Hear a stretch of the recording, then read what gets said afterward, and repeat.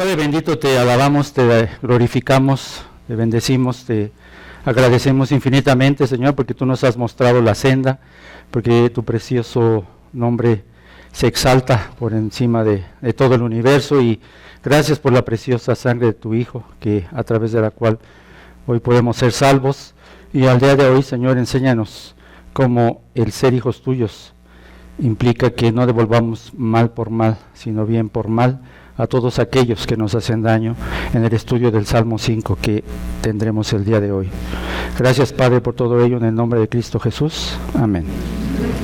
Les voy a pedir que me acompañen. Vamos a estar estudiando el día de hoy el Salmo 5. El Salmo 5 es uno de los salmos hermosos de este bloque de nuestra Biblia, que es el libro de los Salmos.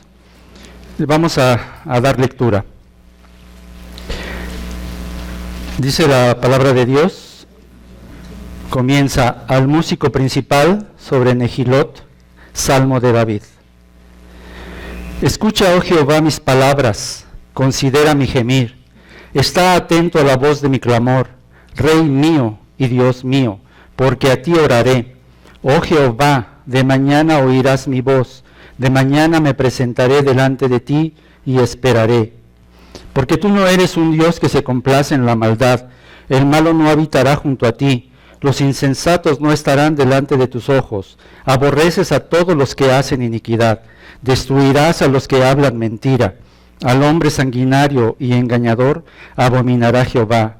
Mas yo, por la abundancia de tu misericordia, entraré en tu casa, adoraré hacia tu santo templo en tu temor. Guíame, Jehová, en tu justicia a causa de mis enemigos. Endereza delante de mí tu camino, porque en la boca de ellos no hay sinceridad, sus entrañas son maldad, sepulcro abierto es su garganta, con su lengua hablan lisonjas. Castígalos, oh Dios, caigan por sus mismos consejos, por la multitud de sus transgresiones, échalos fuera, porque se rebelaron contra ti. Pero alégrense todos los que en ti confían, den voces de júbilo para siempre, porque tú los defiendes. En ti se regocijen los que aman tu nombre, porque tú, oh Jehová, bendecirás al justo, como con un escudo lo rodearás de tu favor. Hermanos, los salmos son cánticos de alabanza, aunque expresan toda la gama de emociones humanas. Muchos de ellos son oraciones. Algunos realmente son oraciones desconcertantes. Representan la poesía hebrea, aunque no es como la conocemos comúnmente. Nosotros conocemos la poesía con rima, con métrica, pero esta es diferente. Aquí resalta el paralelismo lógico, es decir, la segunda línea tiene que ver con la tercera, y la tercera tiene que ver con la segunda, de tal manera que para entender los salmos debemos ver muy bien la primera, la segunda y la tercera frase. Aunque también dentro de la estructura del salmo vamos a encontrar imágenes verbales y lenguaje figurado. El libro de los salmos se llama en el hebreo Tehilim, que significa alabanzas, pero lo conocemos como salmos porque al traducirlo al griego, esa era la palabra que significaba Tehilim, es decir, alabanza. Salmo significa rascar cuerdas, de ahí la implicación musical, es decir, los salmos son himnos que los hebreos debían cantar. Fueron escritos para enseñar cómo adorar a Dios y clamar a Él. No se sabe cómo fue compilado el libro, pero todos los salmos fueron coleccionados en lo que conocemos como el libro de los salmos. Está dividido en 5 partes, como una analogía al Pentateuco. Recuerden, el Pentateuco está formado por 5 libros, y cada libro termina en una doxología. Una doxología es una alabanza a Dios, y el Salmo 150, que es el último salmo, en sí mismo es la doxología final de los salmos. El primer libro contiene los salmos del 1 al 41, el segundo del 42 al 72, el tercero del 73 al 89, el cuarto del 90 al 106 y el quinto del 107 al 150. Nuestro salmo, que hoy estamos estudiando, se encuentra en el libro número 1 del libro de los Salmos. Son 150 salmos los que fueron escritos y hay más de 7 autores de los salmos. El principal de ellos, que seguramente conocen, es el rey David, que escribió 75 de ellos. Hay otros autores como los hijos de Coré, Asaf, Salomón, incluso Moisés, y se escribieron en un periodo largo de tiempo que va desde el 1410 a.C. hasta el periodo post-exílico de la historia de Israel a principios del siglo V a.C. Los salmos presentan en realidad lo que implica la esencia del corazón humano, la manera en que a veces reaccionamos a los problemas y las injusticias de la vida, pero realmente son una descripción de la manera en que debemos acercarnos y debemos adorar a Dios. Aún en los salmos fuertes como los salmos de lamentación, el salmista nunca, hermanos, se entrega a la desesperación. El mismo Señor Jesucristo, al igual que sus apóstoles, citó salmos para instruir a los hombres acerca de Dios.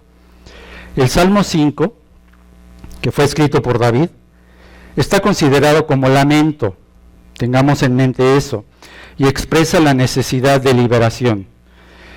Es un salmo imprecatorio, o sea, de maldición, porque expresa el deseo de que alguien sufra un daño. Dice David: castígalos, oh Dios. Este tipo de salmos son difíciles de comprender, pero son parte de la revelación de Dios, de Él mismo como Dios y de sus atributos. Las imprecaciones forman parte del clamor del autor, de David. En una situación donde sus enemigos buscan su muerte, pide a Jehová que lo salve y destruya a sus enemigos para ser librado de ellos. Las imprecaciones son justas porque los enemigos son malos y conllevan expresiones de confianza en Dios y preocupación porque la gloria de Dios prevalezca.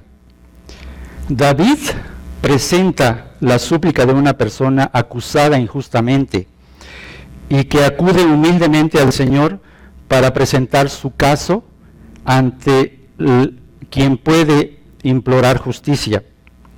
La experiencia de David es la experiencia general de los que quieren vivir piadosamente hacia Dios, piadosamente en Cristo Jesús, pues habrán de padecer persecución, ya lo decía en 2 Timoteo 3:2. Los primeros cristianos fueron esparcidos a causa de su fe, pero hermanos, debemos entender que este es el medio que Dios utiliza para producir en el creyente un más excelente peso de gloria. Dice 2 Corintios 4:17, porque esta leve tribulación momentánea produce en nosotros un cada vez más excelente y eterno peso de gloria. ¿Cuántas veces no hemos sido perseguidos a causa de nuestra fe? Nuestra familia nos ha dado la espalda, en nuestro trabajo nos molestan, hemos perdido trabajos, somos señalados y a veces humillados, sufrimos injusticias por ser cristianos. Pero en otras ocasiones simplemente enfrentamos a los vecinos molestos o vivimos en lugares donde la gente nos amenaza o nos hace daño por simple maldad. Somos víctimas que sufren día con día en nuestra propia sociedad a causa de los crímenes y de las injusticias, tal como lo vivía David. Tú seguramente has sufrido en carne propia la ira, la frustración y la impotencia al haber sufrido de un abuso físico, verbal o psicológico, en tu propia familia o en tu trabajo, o tu hijo o tu hija o sobrinos han sido víctimas de abuso infantil, o alguien en tu familia o tus amigos han sido asesinados, secuestrados, o los han robado con lujo de violencia. Ante tales circunstancias, solo aciertas a maldecir y desear toda clase de males contra aquellos que te han dañado, usando expresiones como: maldito, ojalá te mueras, que te refundan en la cárcel y te paguen con la misma moneda, que ardas en el infierno.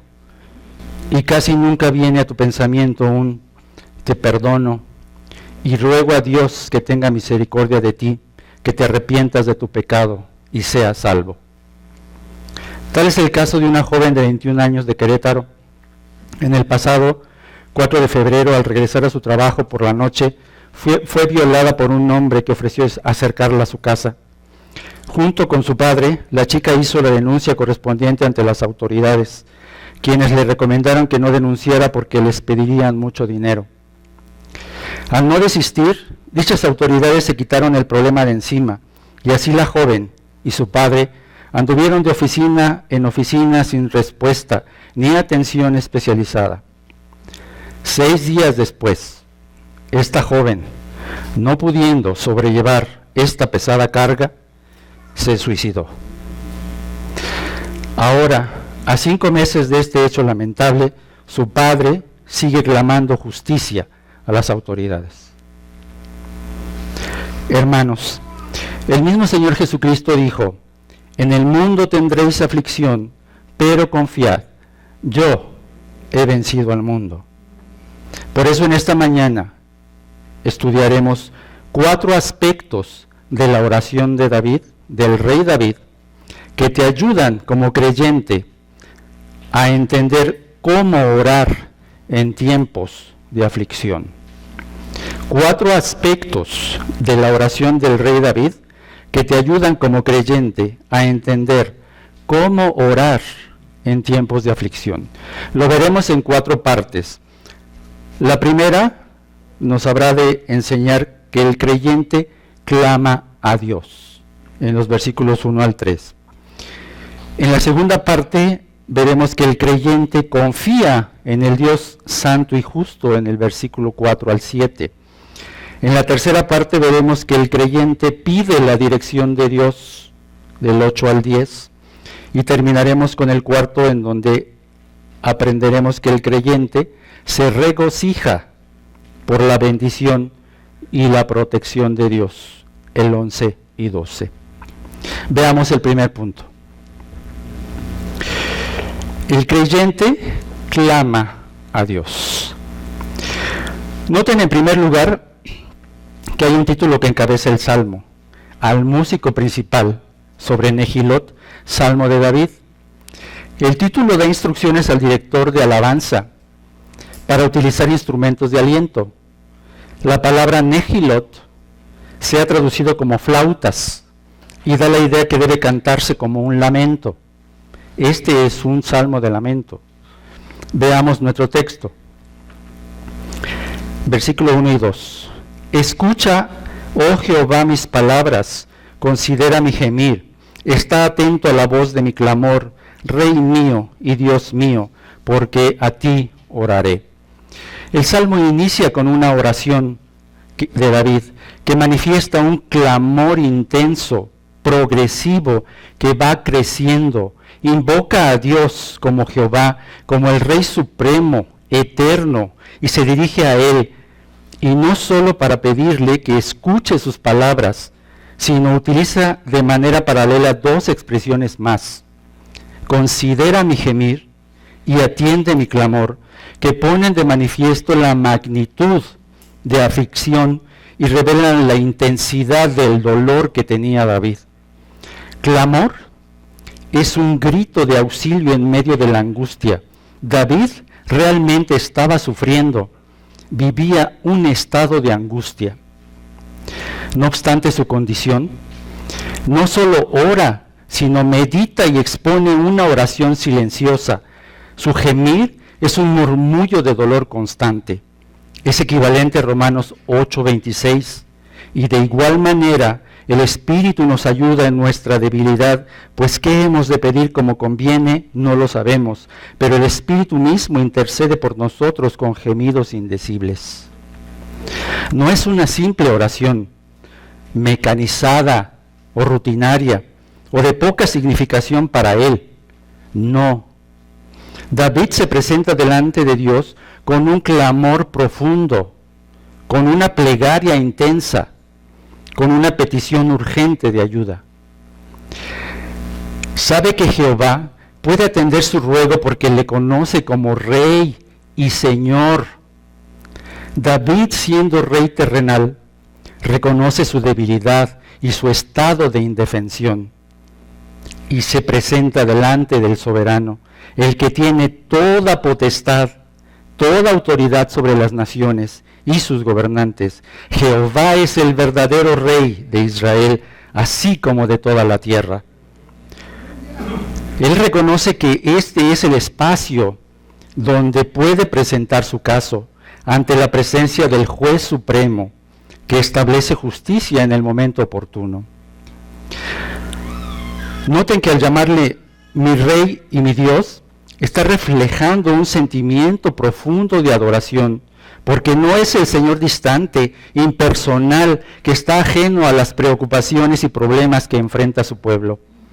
El salmista nos muestra cómo más bien es un Dios cercano, un Dios íntimo, que está siempre dispuesto a brindar las fuerzas necesarias para confiar. Esto revela cuál es la relación calurosa, personal e íntima que él tiene con Dios. Y al decir, porque a ti oraré, demuestra que el Dios verdadero es el único al que ora, como si dijera, a ti oraré y solo a ti, Señor. La relación no solamente era posesiva, sino también exclusiva. Veamos ahora el verso 3. Oh Jehová, de mañana oirás mi voz, de mañana me presentaré delante de ti y esperaré. Podemos notar, hermanos, que las oraciones de David no eran esporádicas, sino reflejan constancia. Cada mañana el Señor escuchaba su voz. Cada mañana se preparaba para adorar y para adorar. La expresión de mañana se repite para poner un mayor énfasis y dar la idea de que al despertar David, su primer pensamiento era Dios y tenía la necesidad de estar cerca de Él y esperaba que el Señor se revelara a Él durante el día. Esperaba una respuesta. Hermano, ¿te has puesto a pensar en el privilegio que tienes, como David, de presentarte ante el Señor en oración? Nos podemos presentar delante de Él en oración con toda libertad y confianza, como hijos amados ante el amoroso Padre, porque somos hijos de Dios mediante la fe en Cristo, porque a todos los que le recibieron, a los que creen en su nombre, les dio la potestad de ser hechos hijos de Dios. Juan 1:12. Cristo, al morir en la cruz, rasgó el velo para que pudiéramos tener entrada a la presencia misma de Dios y así poder acercarnos confiadamente al trono de la gracia para alcanzar misericordia y hallar gracia para el oportuno socorro. Hebreos 4:16. La seguridad de que Dios nos ha dado su disposición a escuchar nuestras oraciones debería alentarnos en nuestro compromiso de vivir y morir orando, especialmente en circunstancias angustiantes como esta del rey David. ¿Tú oras con regularidad? ¿Perseveras en la oración? ¿O eres de los cristianos que se hunden en el pozo de la desesperación, en el pantano de la depresión, y pretendes resolver en tus propias fuerzas toda la problemática que enfrentas? Mira lo que dice Filipenses 4, del 6 al 7. Les pido que vayan allá. Filipenses 4, del 6 al 7. Dice así la palabra de Dios. Por nada estéis afanosos, sino sean conocidas vuestras peticiones delante de Dios, en toda oración y ruego, con acción de gracias. Y la paz de Dios, que sobrepasa todo entendimiento, guardará vuestros corazones y vuestros pensamientos en Cristo Jesús. Y la paz de Dios, que sobrepasa todo entendimiento, guardará vuestros corazones.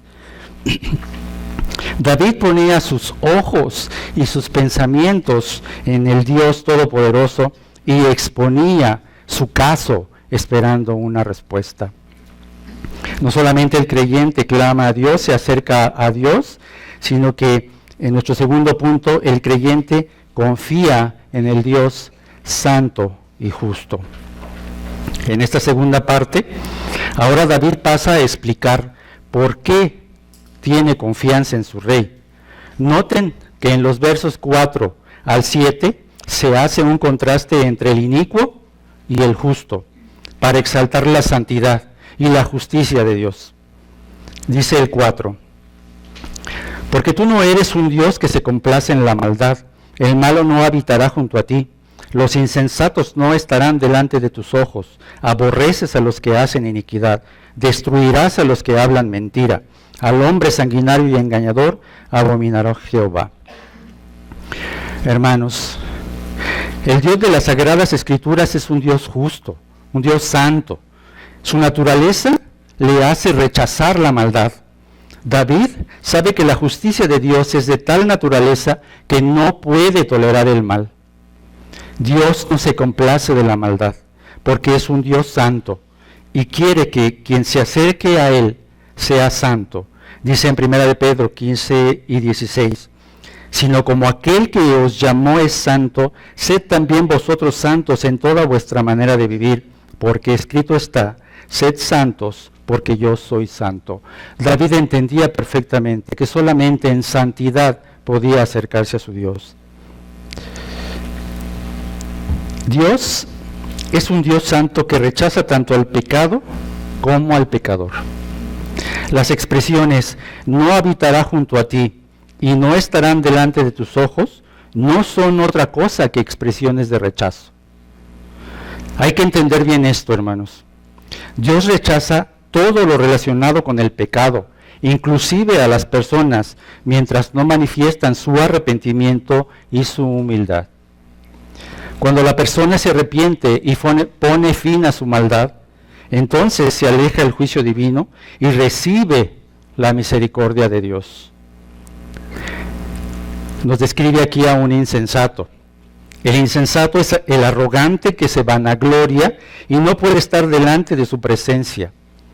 Tampoco el hombre sanguinario, que es una persona sedienta de sangre y en esencia un asesino. Eso es lo que Dios rechaza, ese tipo de personas. Noten que Dios establece 3 sentencias por su pecado. Los aborrece por su maldad. Declara que va a destruirlos por mentirosos. Y declara que los abomina por ser asesinos. Romanos 3, del 13 al 18, hace una descripción detallada de este tipo de hombres que es una parte muy fuerte. Dice así, sepulcro abierto es su garganta, con su lengua engañan, veneno de áspides hay debajo de sus labios, su boca está llena de maldición y de amargura, sus pies se apresuran para derramar sangre, quebranto y desventura hay en sus caminos, y no conocieron camino de paz. No hay temor delante de sus ojos. Estos eran los que David estaba describiendo, esos eran los inicuos. Pero el Evangelio de Dios dice que Él ama a los pecadores. ¿Cómo conciliamos esto? ¿No existe alguna contradicción? La ley de Dios y el Evangelio de Dios, su santidad y su amor, el odio de Dios por los pecadores y su amor por ellos se puede reconciliar solamente mediante la cruz de Cristo. En el Calvario vemos hasta dónde se extiende el odio de Dios por el pecado y por los pecadores. Allí Jesús soportó el odio de Dios contra el pecado y contra los pecadores. Allí Jesús hizo el pago completo del castigo que satisfizo las exigencias de la santa ley de Dios. Ni un solo pecado dejó pasar por alto. Todos los pecados de los que creen en Él fueron pagados. Esa es la única forma de reconciliar lo que parece una contradicción. Volvamos ahora a nuestro texto en el verso 7, en la primera parte. Noten. Mas yo, ya empieza a hablar de Él. Por la abundancia de tu misericordia, entraré en tu casa. En contraste a la actitud altiva de los inicuos que acaba de describir, de sus enemigos y su excesiva maldad, David, fíjense bien, no se dedica a exaltar sus virtudes y compararse de manera positiva contra aquellos, sino que se presenta ante Dios con una actitud humilde y viene a su presencia esperando en la abundancia de su misericordia. El amor leal es la palabra de Dios hacia él, Gesed, la palabra misericordia en el hebreo. Gracias a esta misericordia podía entrar en el tabernáculo, el lugar de adoración, y se disponía a adorar con reverencia. Dice ahora el verso en la segunda parte: adoraré hacia tu santo templo en tu temor. Adoraré es postrarme reverente, literalmente postrarme en el suelo, en humildad. Tenderte boca abajo.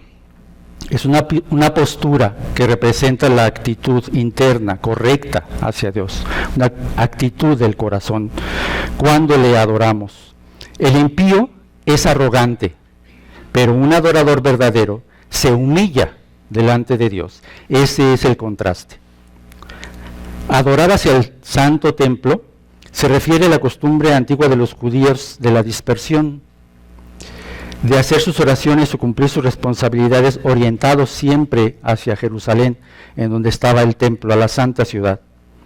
Se partía del hecho de que Dios habitaba en el templo, que transmitía la idea de que Él moraba, Dios moraba y habitaba ahí. Orar orientado hacia el templo en Jerusalén era una manera de reconocer la presencia de Dios divina en ese lugar. Al expresar, David, tu temor, es en el temor de Dios, obviamente, en el reconocimiento del Rey soberano, que tiene el absoluto control. El principio de la sabiduría es el temor de Jehová. Los insensatos desprecian la sabiduría y la enseñanza, dice Proverbios 1:7.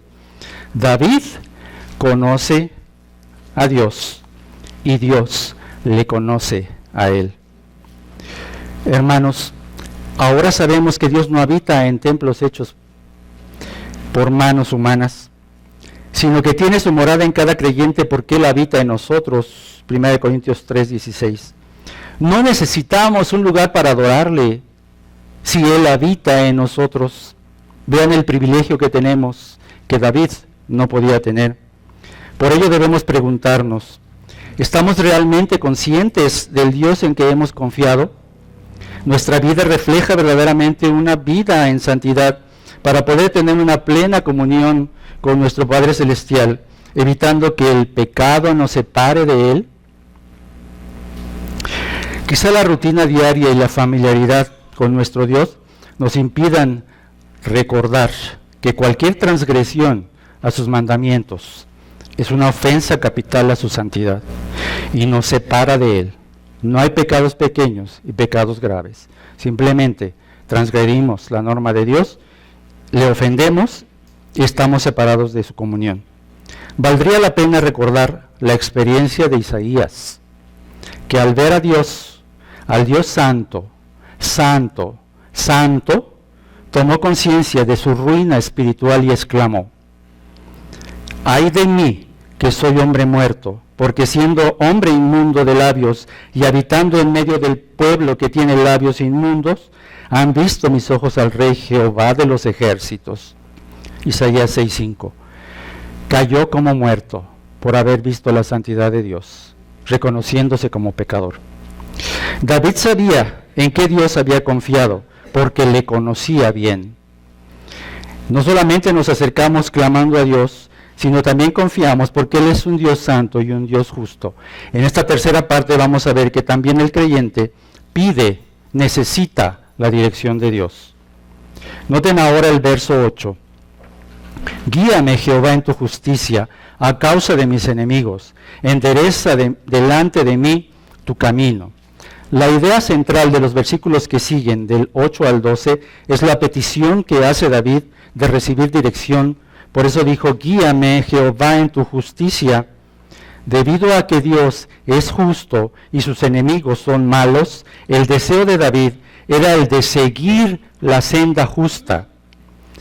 porque él había visto la senda contraria con aquellos inicuos. No quería ser contado entre aquellos que Dios aborrece y rechaza. Quería seguir el camino marcado por la justicia de Dios, no por el camino de sus emociones, fíjense bien, no por el camino de sus emociones y su deseo de venganza. Eso no era lo que movía a David. La petición final del salmista, endereza delante de mí tu camino, es una forma figurada de pedirle a Dios que le ayude y le permita enfrentar las dificultades de la vida con sabiduría y con autoridad. No le pide al Señor que lo saque del camino, ni que le evite las adversidades, sino que le prepare el sendero y le ayude a transitar la vida con valor y firmeza. Esto lo aprendemos del mismo Señor Jesucristo. Juan 17, 14 al 17, si quieren acompañarme. Juan 17, 14 al 17.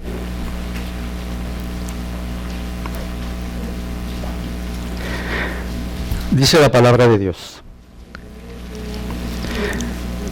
Juan 17, 14 al 17. Yo les he dado tu palabra, y el mundo los aborreció, porque no son del mundo, como tampoco yo soy del mundo. No ruego que los quites del mundo, sino que los guardes del mal. No son del mundo, como tampoco yo soy del mundo. Santifícalos en tu verdad. Tu palabra es verdad. Dios no nos va a quitar de este mundo porque suframos, hermanos. Vamos a estar ahí porque Dios quiere, tiene un propósito para ello. Ahora, fíjense bien, regresamos con David. En vista del peligro inminente, el peligro que se acercaba, la plegaria de David se hizo más urgente y rogó a Dios, fíjense bien, que castigara a sus opositores después de hacer una lista de sus pecados. En los versos 9 y 10, David hace una vívida descripción de quiénes eran sus enemigos. Y dice, porque en la boca de ellos no hay sinceridad. Sus entrañas son maldad. Sepulcro abierto es su garganta. Con su lengua hablan lisonjas. David explica que la boca de sus enemigos comunica mentiras y falsedades. Es lo único que ellos pueden hablar. Cuando habla de entrañas, hace una clara referencia a la conciencia de ellos. Esa conciencia está llena de maldad. Esa es su propia naturaleza, al ser pecadores. Su naturaleza corrompida les lleva a hacer de continuo el mal. Esa es la naturaleza humana del hombre, a partir del pecado, desde Adán. Son hipócritas y adulan y envuelven con sus palabras. Son malos y mentirosos. La expresión, que es una expresión muy fuerte, sepulcro abierto es su garganta, hace referencia a la muerte que tienen en su interior. La muerte emana de ellos, surge de ellos. Destilan muerte, y la muerte es el fundamento de sus acciones. Sus palabras están influenciadas por la muerte que tienen dentro y no pueden compartir ni perseguir otra cosa que la muerte. Esta frase fue citada por Pablo en Romanos 3:13 como parte de su demostración de la maldad universal del hombre que está lejos de Dios. Un sepulcro abierto, escuchen esto, hermanos, era especialmente ofensivo para la sensibilidad hebrea, porque según sus leyes, el contacto con los muertos producía impureza ceremonial, todo lo relacionado con los muertos. David se siente verdaderamente afligido. En este punto podemos notar, y realmente turbado, por una sola razón, hermanos. No tanto, a este punto no tanto, por lo que a él le estaba sucediendo, sino, fíjense bien, porque este tipo de personas, estos inicuos a los cuales Dios rechaza, no honran a Dios como deberían. Es por eso que David hace un llamado urgente de justicia, reclama el juicio divino en el verso 10 y dice, esa es la parte más fuerte del Salmo, Castígalos, oh Dios, caigan por sus mismos consejos, por la multitud de sus transgresiones, échalos fuera, porque se rebelaron contra ti. En el hebreo, castígalos se refiere a tenlos por culpables. David parece decir en su oración, castígalos, Señor, por sus intrigas, por sus transgresiones, por sus rebeliones. Hazlos pagar por lo que me han hecho. En su clamor a Dios, desea que caigan y que sean echados fuera de la presencia divina. Su oración es una plegaria de vindicación, firme y decidida. Es una oración que responde a sus sentimientos más profundos de dolor y persecución. Es un clamor que tiene su origen en las experiencias adversas de haber sido injuriado y de haber sido calumniado.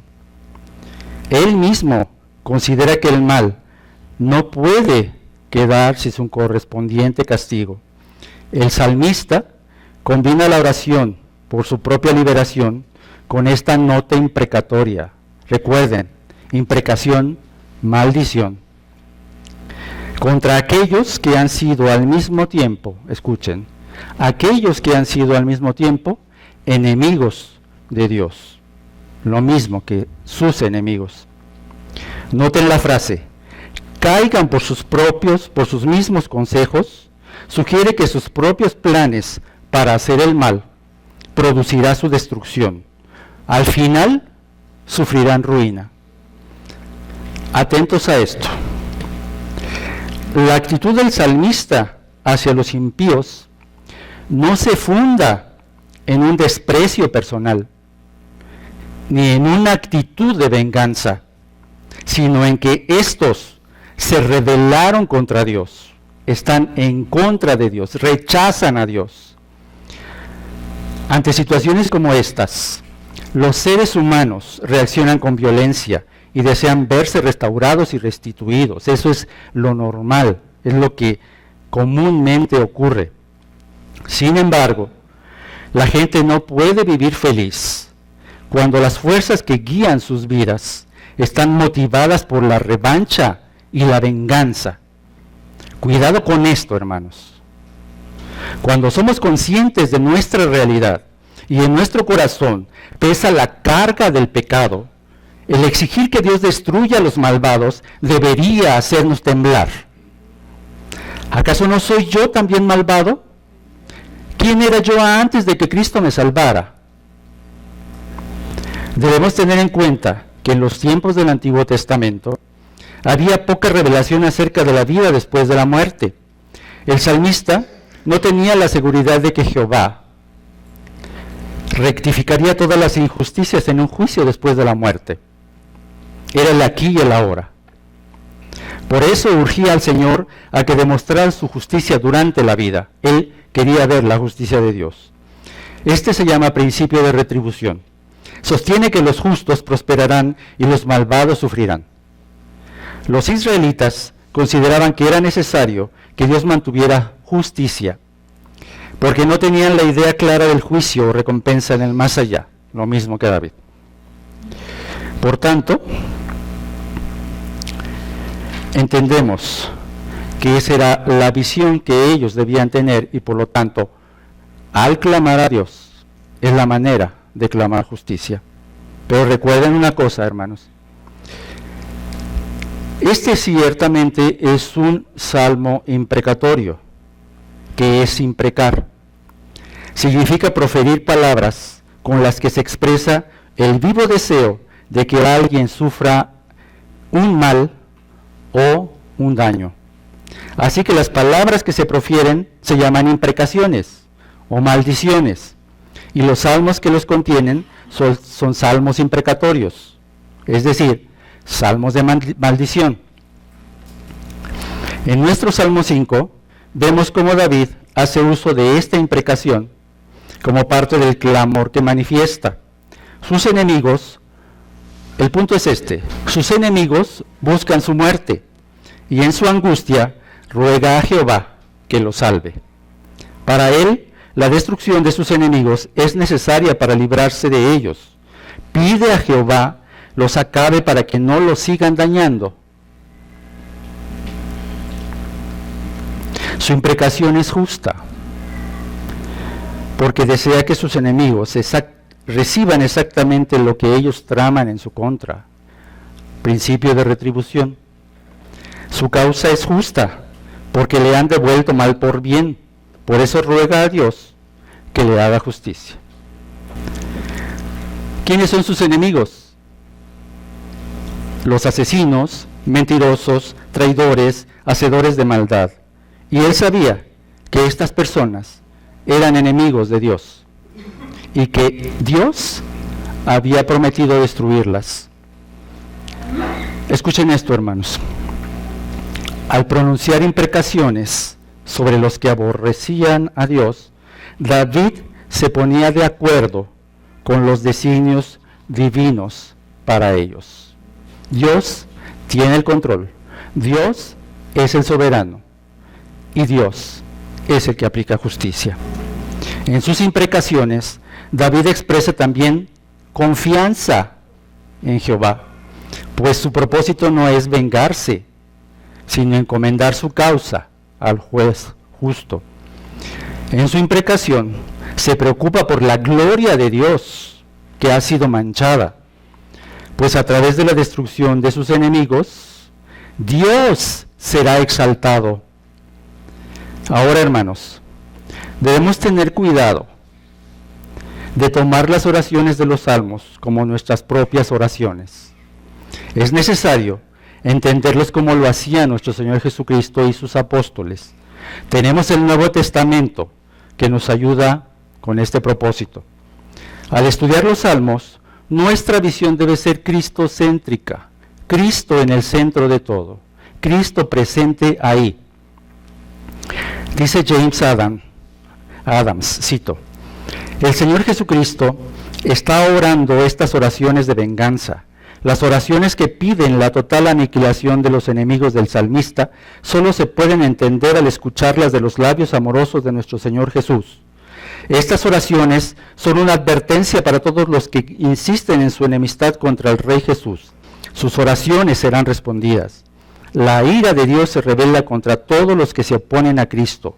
Cualquiera que rehúse el camino del perdón de la cruz de Cristo, sobre él caerán las temibles maldiciones de Dios. Fin de la cita. Entonces, hermanos, ¿cómo entender estos aspectos del Antiguo Testamento a la luz de las verdades del Nuevo Testamento? Jesús nos enseña claramente que no debemos proferir maldiciones, imprecaciones contra nuestros enemigos personales, sino amarlos, bendecirlos, hacerles bien y orar por ellos. Lo dice en Mateo 5:44. Pero yo os digo, amad a vuestros enemigos, bendecid a los que os maldicen, haced bien a los que os aborrecen y orad por los que os ultrajan y os persiguen. Romanos 12:14. Bendecid a los que os persiguen, bendecid y no maldigáis. Romanos 12:17. No paguéis a nadie mal por mal, procurad lo bueno delante de todos los hombres. Romanos 12:19. No os venguéis vosotros mismos, amados míos, sino dejad lugar a la ira de Dios, porque escrito está, mía es la venganza, yo pagaré, dice el Señor. Primera de Tesalonicenses 5:15. Mirad que ninguno pague a otro mal por mal, antes seguid lo bueno, unos para con otros y para con todos. Proverbios 20:22. No digas, yo me vengaré. Espera a Jehová, y Él te salvará. Al saber que es Cristo mismo quien ora en los salmos, para que Dios destruya a sus enemigos, no nos avergonzaremos de estas oraciones, sino nos llevarán a darle honor a Dios y a poner en Él nuestra confianza, sabiendo que Él cumple sus oraciones, y por eso debemos tener la certeza de que los poderes del mal caerán y solo Dios reinará por siempre. No hay ninguna contradicción en esto, hermanos. Debemos conocer a Cristo en su plenitud. Sí, efectivamente. Es verdad que Él es el Salvador amoroso y misericordioso que perdona el pecado. Pero sabemos también que Él viene en juicio sobre los que desobedecen su evangelio. Vean lo que dice, no lo busquen. Esta es la versión, la Biblia de las Américas. Segunda de Tesalonicenses 1, 6 a 10 fue nuestra lectura bíblica por la mañana. Dios, que es justo, pagará con sufrimiento a quienes los hacen sufrir a ustedes. Y a ustedes que sufren, les dará descanso, lo mismo que a nosotros. Esto sucederá cuando el Señor Jesús se manifieste desde el cielo entre llamas de fuego con sus poderosos ángeles, para castigar a los que no conocen a Dios ni obedecen el Evangelio de nuestro Señor Jesús.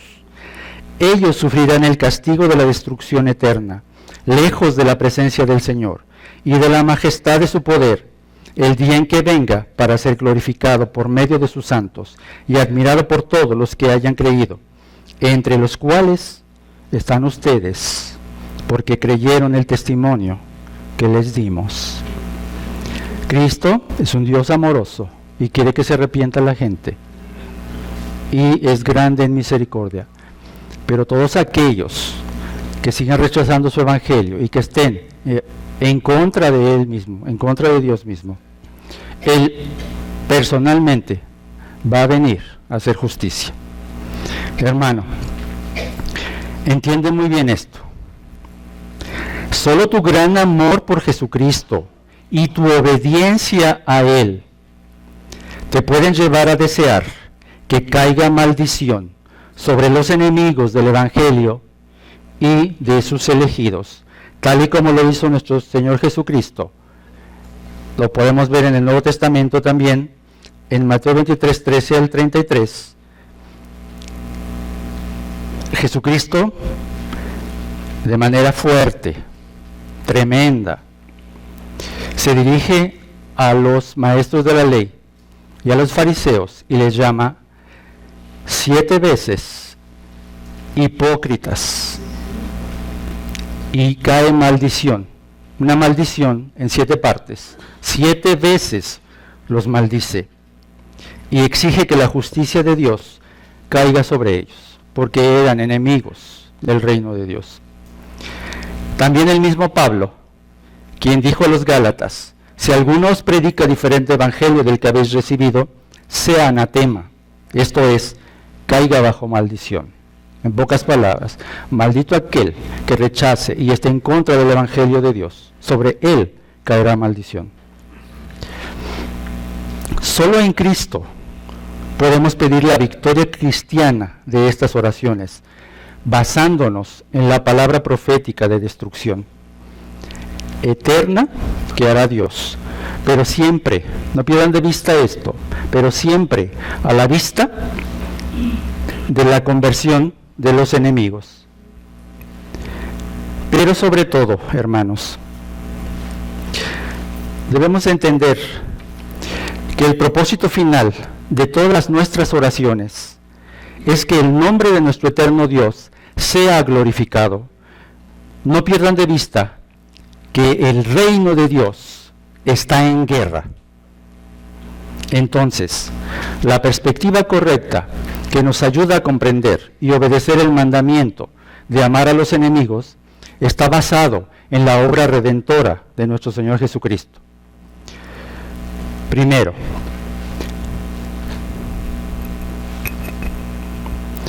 por causa de su sacrificio en la cruz, que es suficiente para cubrir el pecado de todos, pero efectivo para los elegidos, ahora podemos perdonar a nuestros enemigos y pedir que Dios también los perdone, porque su Hijo ya pagó el castigo que ellos merecen. 2. El Espíritu Santo hace una obra de conversión mucho mayor que en el Antiguo Testamento. En vez de suplicar a Dios que castigue a nuestros enemigos, ahora podemos rogarle que los haga nuestros hermanos. Tercero, más allá de esta vida, Dios castigará a los malhechores. y recompensará a sus hijos que han sufrido injustamente. Por esta razón, ahora no tenemos que pedir a Dios que nos haga justicia completa durante esta vida. En vez de responder a las injusticias con imprecaciones, debemos imitar a Cristo, descansando en la seguridad de que Dios nos hará justicia en forma perfecta, aunque sea después de la muerte. 4. Hoy, la Iglesia de Cristo vive entre las naciones. La razón de su existencia es ser una bendición al mundo, es ir y llevar luz al mundo. Entonces, en lugar de clamar a Jehová por venganza contra los países enemigos, debemos orar por su conversión al Evangelio, pero pedir por la vindicación de Cristo y su iglesia. El creyente no solamente clama y se acerca con confianza a Dios, confía en Él porque es un Dios santo y justo, y pide dirección a Dios para no caer en las emociones y pedir justicia en su mano, sino que en nuestro cuarto punto, el creyente se regocija por la bendición y la protección de Dios. En los versos 11 y 12 tenemos unas maravillosas palabras finales de contentamiento y de optimismo. Dice: pero alégrense todos los que en ti confían, den voces de júbilo para siempre, porque tú los defiendes. En ti se regocijen los que aman tu nombre, porque tú, oh Jehová, bendecirás al justo, como un escudo lo rodearás de tu favor. David se regocijó al recibir la bendición de Dios, porque él confió y esperó. Como David, los cristianos confían en el Señor y se regocijan, pues es Él quien los defiende, los apoya y los bendice. El Señor es como un escudo protector alrededor de las personas justas y les manifiesta su favor y su amor. Estas acciones que Dios lleva a cabo generan tres cosas: seguridad, esperanza y regocijo. Noten la palabra escudo, vale la pena que nos detengamos aquí. Esta es una metáfora que se relaciona con el hecho de que en las batallas, recuerden, ubíquense en aquella época, en las batallas se elegía el tipo de escudo que iban a usar para enfrentar la batalla. Podían elegir un escudo completo que cubría desde el rostro hasta abajo, los pies, y solamente había una mirilla para poder guiarse. O podían elegir un escudo pequeño para poder tener maniobra en la defensa personal.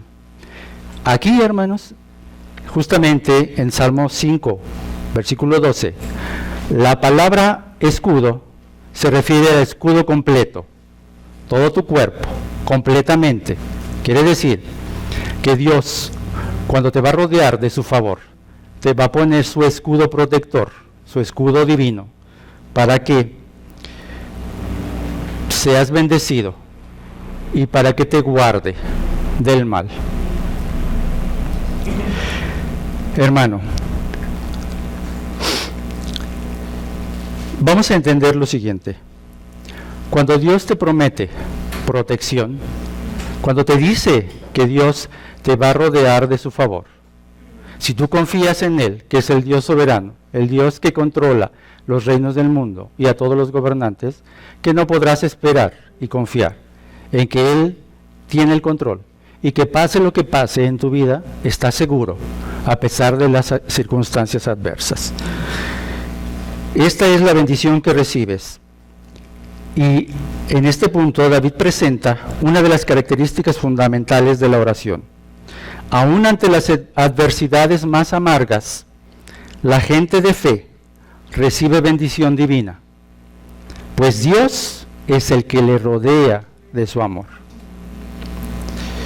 Aun cuando vivas la vida en medio de contradicciones, en medio de persecuciones, en medio de problemas y en medio de conflictos, entiende una cosa: la gente justa da voces de júbilo y se regocija en la seguridad que proporciona el Señor.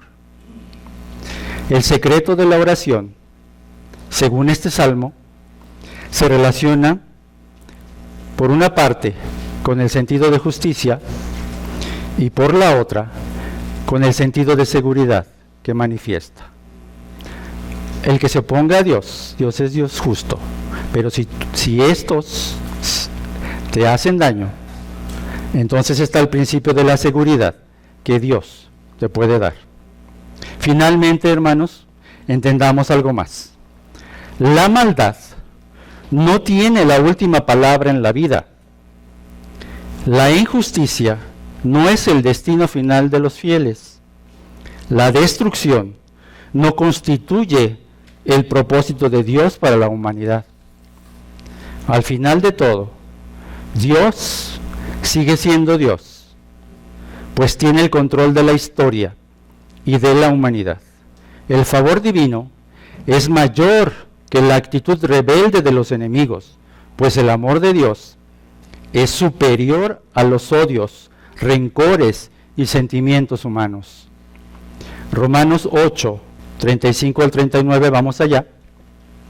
Romanos 8, 35 al 39. Nos da palabras de aliento para poder seguir ante estas circunstancias difíciles, circunstancias adversas, enemigos personales, enemigos de Cristo. Romanos 8, 35 al 39. Dice así: ¿quién nos separará del amor de Cristo? ¿Tribulación o angustia o persecución o hambre o desnudez o peligro o espada? Como está escrito, por causa de ti somos muertos todo el tiempo, somos contados como ovejas de matadero. Antes, en todas estas cosas, somos más que vencedores por medio de aquel que nos amó. Por lo cual, estoy seguro que ni la muerte, ni la vida, ni ángeles, ni principados, ni potestades, ni lo presente, ni lo porvenir, ni lo alto, ni lo profundo, ni ninguna otra cosa creada nos podrá separar del amor de Dios, que es en Cristo Jesús, Señor nuestro. Hermano, hermana, recuerda que no importa la situación por la que estés pasando, por la que hayas pasado. Si alguien te persigue por tu fe, si te han corrido de tu trabajo por ser cristiano, si tu familia te ha dado la espalda por la fe que profesas, si has sido víctima de la maldad de este mundo. Número 1. Aprovecha el privilegio que tienes como creyente de presentarte ante el Señor en oración y hazlo con regularidad. No te hundas en la desesperación ni dejes que te consuma la angustia. Tienes un Dios santo y justo al cual puedes clamar en los momentos de tribulación y angustia. 2. Pide a Dios dirección para tu vida. En aquellos momentos en donde a causa del daño que has sufrido, por causa de tus enemigos, desvíes la mirada del autor y consumador de la fe y sigue poniendo la mira en las cosas de arriba, no en las de la tierra. No caigas en la tentación de tomar la justicia en tus manos. 3. Confía en el juez de toda la tierra para que él haga justicia. No desees mal a nadie, al contrario, haz el bien a los que te persiguen y a los que te deseen siempre mal. Perdónalos y ámalos, orando por su conversión. 4. Ora por la justicia en la sociedad, orando también por las autoridades que nos gobiernan, para que lleven a cabo su tarea de castigar a los malhechores y alabar a los que hacen el bien. Recurre a ellas cuando sea necesario y haz uso de las leyes. Y no te involucres en el descrédito y la burla que acaban con su reputación, porque son autoridades puestas por Dios. 5. Ora por los enemigos del Evangelio de Dios, por su conversión, y confía en que el Señor santo y justo castigará a todos aquellos que se le oponen. Y sexto, alaba a Dios y regocíjate por la bendición y la protección que recibes.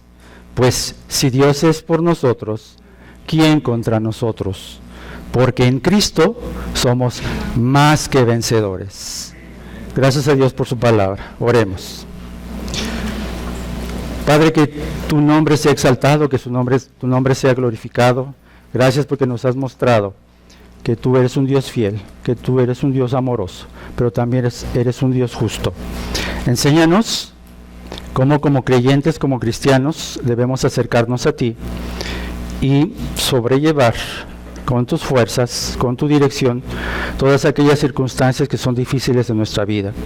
En el mundo tendremos aflicción porque así está establecido y es parte del tratamiento y de tu plan perfecto para nosotros. Pero sabemos que tú nos rodeas de tu favor, Señor, como un escudo. Y no tememos porque sabemos que tú eres el Dios Todopoderoso, el Dios que rechaza la maldad del hombre, que rechaza a los inicuos, pero que recibe a los justos, aquellos que humillados y de manera humilde postrándonos a tus pies, te reconocemos como mi Rey y mi Señor. Te alabamos, Señor, en Cristo Jesús. Amén.